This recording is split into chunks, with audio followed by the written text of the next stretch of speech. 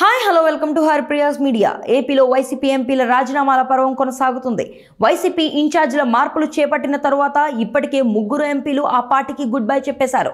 వీరిలో Kurnool MP doctor Sanjeev Kumar, Machilipatnam MP Vallabhaneni Balashowry, Narasaraopet MP Lavu Krishnadevarayalu వంటి వారు ఉన్నారు.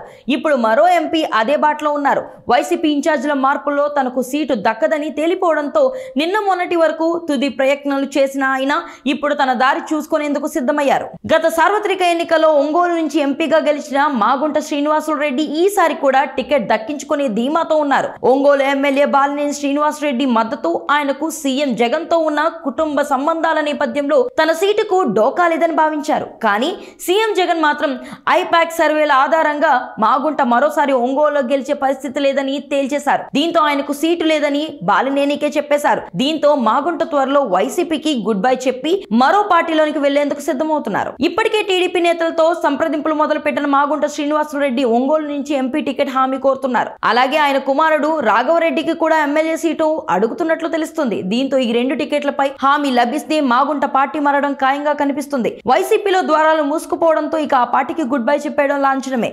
అదే సమయంలో టీడీపీ నుంచి టికెట్లు హామీ లభిస్తే వెంటనే చేరిపోయేందుకు సిద్ధంగా ఉన్నట్లు తెలుస్తుంది.